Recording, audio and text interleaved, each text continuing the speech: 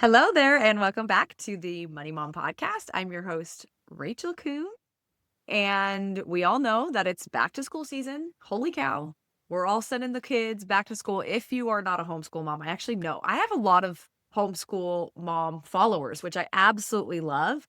And even if you are sending your kids to school or your kids stay home with you, I think this applies to everybody because everyone's kind of getting back into the fall routine of a more structured time where we're back to school shopping, we're figuring out what the kids need for school supplies, we're figuring out food when it comes to packing lunches, all of those things. And so today in this episode I want to speak specifically to this season, the back to school. How do we do it without breaking the bank and feeling like our budgets are just out of control in the month of August or September whenever your kids go back to school? Because there can be a lot of budget categories that get hit at once. You're looking at clothes and shoes. You're looking at supplies for school. There's also like activities and sports and PTA charges and clubs that your kids start. Like there's a lot of things where I'm just like writing checks and sending it to school, and like, do people still write checks these days? I don't even know if we're writing checks or if we're sending money via wire transfer, whatever it is. You're also looking at snack supplies when it comes to sending kids to school with school lunches or snacks that they need to take. So it's a chaotic time. It is stressful. And if you are feeling this pinch of like, I don't even know what to do because we don't have the money to pay for these things, or if you just are like annoyed that you're spending more money than you want to on these categories, this episode is for you. And hopefully I can give you some really tangible, really helpful tips that will make you more aware of your spending and give you some things like, oh, I can do this a little differently to save me money here, or delaying some expenses for later. We're going to go through all of that because we know that if you are feeling chaotic, if you're feeling stressed, we need to step back. We need to get a plan in place so that we know how to take a step forward and be successful in this season of life. So the first area, the first budget that we're going to talk about is the school supply budget, where your kid, and again, I have 4 kids, so every single one of my kid is going to come home with a school supply list. I always wait to buy school supplies until after my kid has started school.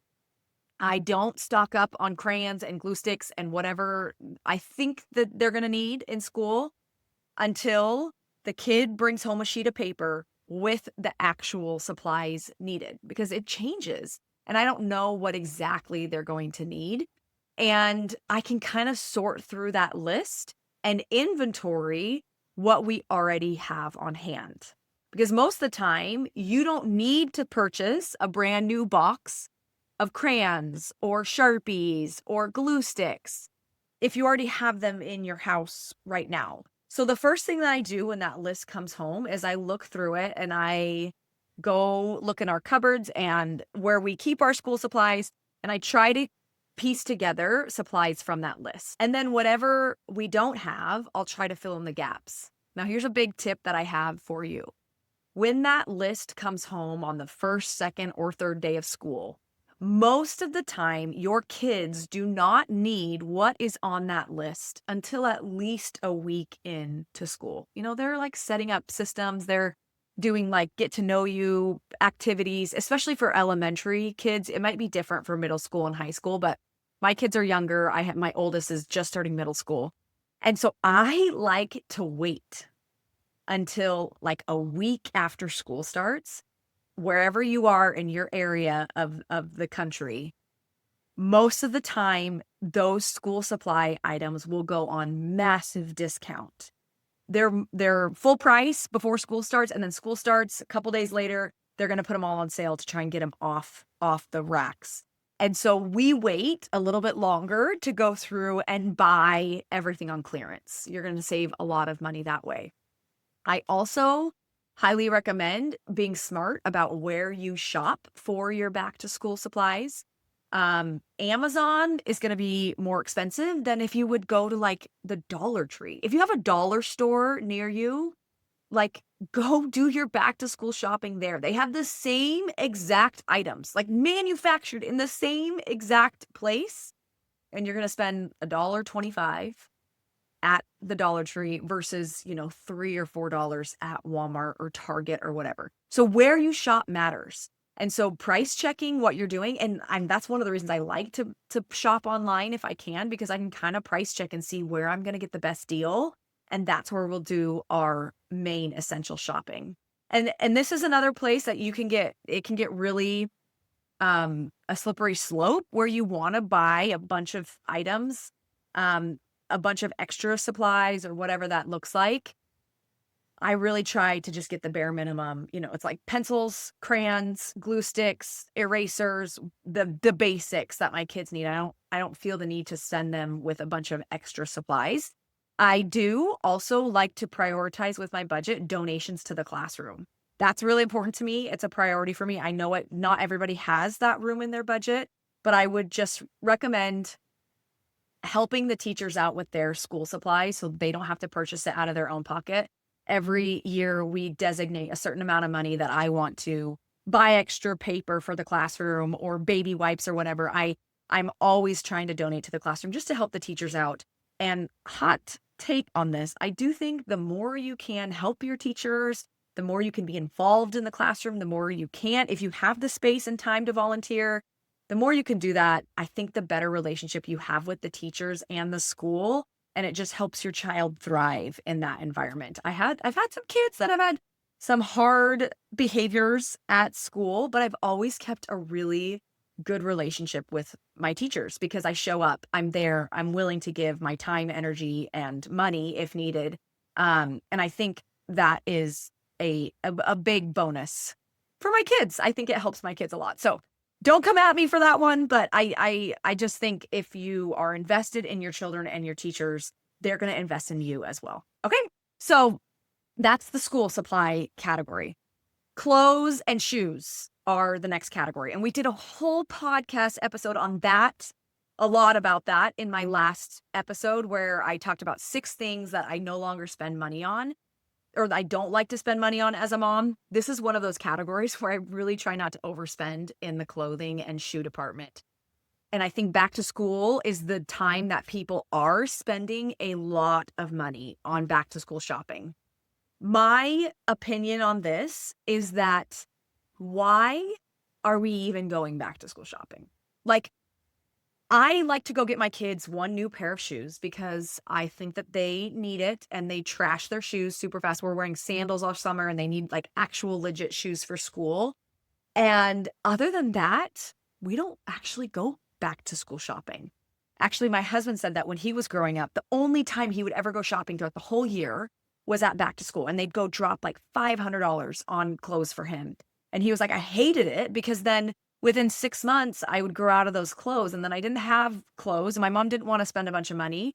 And so I would much rather shop sales when they're smart, get my kids clothes when they actually need them and not do like this big shopping haul right before school starts. We get one pair of shoes and sometimes we'll go to we just went to Goodwill and got a couple outfits for the kids.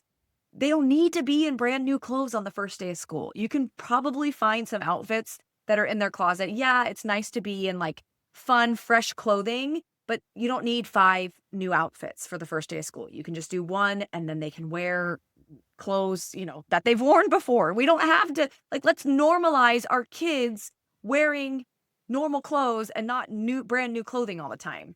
You're going to definitely save money if you cut out those big back to school shopping sprees. Again, this is one of those areas that you get to decide if that's important to you or not. For me, it's not important to me. And so I would highly recommend you evaluating that for yourself. And if you do want to do some back to school shopping, check out local swaps or consignment stores or even Facebook Marketplace is a great place to find really good quality clothing for much cheaper. I also think this is a really good time to talk to your kids about a budget and setting that number, whatever you're comfortable with. If you're gonna give them back to school shopping trip, set a budget with them and say, hey, we have, blank amount of money that we're willing to spend per child, or depending on how old they are, this is what we're comfortable spending. Or, you can kind of build that budget together and use it as a learning moment for your kids where they can see, oh my gosh, if I shop a sale, I can get 5 shirts for the same price that I could buy 1 shirt for that same price. And I'd much rather get a discount or maybe buy secondhand, or just seeing how the dollar works and seeing how a budget works and how they can use it as a learning experience for themselves. I'm always very open about spending money and having conversations with my kids about that, because I think the more we can talk about how we spend our money, the more we can give words to experiences that we're having with our money, and the better we can just have a overall plan with our children is very important. The next area that I think a lot of moms can stress about with back to school shopping and expenses is groceries, lunch prep, snacks, and how to transition your budget to fit that. We have a whole course about this in the Money Mom Club because I found it to be a big area that people were wasting a lot of money on when it came to their grocery budgets. And so we created Lunchbox mini course to help with that, to give you a system to have a planning place where you can create lunches and snacks without breaking the bank. But if you are someone who isn't in the Money Mom Club and wants some help, I highly recommend, when it comes to snacks and purchasing snacks, to not purchase pre-packaged snacks. So we're looking at sending our kids with whole food ingredients versus like a bag of goldfish or fruit roll-ups, or, you know what I'm talking about when I talk about pre-packaged snacks. First off, they're going to eat healthier when they eat whole foods, and you're not going to spend nearly as much money as you would if you were doing it the other way. I like to also, when I'm like in the kitchen, I'm in like a cooking zone, I'm making breakfast or I'm cooking dinner, I'll like pre-make some muffins or some burritos, or like, you can make Uncrustables at home. Just I'll like prep a bunch of things and then freeze it. My kids can go out and grab whatever snacks that they want. Protein balls, my kids really like those protein balls. So I have like pre-made snacks and lunches in the outside freezer that make it healthier, save me money. And if I do it at the same time, it does save me a lot of time. So that's for lunches and snacks. That's what I try to focus on. And then also, it can get really chaotic with school back in session when sports start happening again, after school activities. There's a lot going on. And instead of relying on takeout meals and pre-made dinners, really using a meal plan for your week to simplify school night dinners so that you know what's happening every night of the week, what you're going to cook, and you can prep it while the kids are at school and keep it really seamless and an easy system will save you a lot of headache when things get crazy during the week. So highly, highly recommend meal planning. You guys know I'm all about that. Number two, as we start to wrap up this episode, that there are things that you have to purchase. There are things that you have to buy. But there's also a lot of optional items that we just think because everybody else is doing it, we have to do it too. And I'm not about that. I really think when you can get intentional with the things that you purchase and making sure that you're not just doing it because that's how you've always done it, or that's what you think you have to do, and stepping back and saying, no, I'm going to take ownership of these purchases.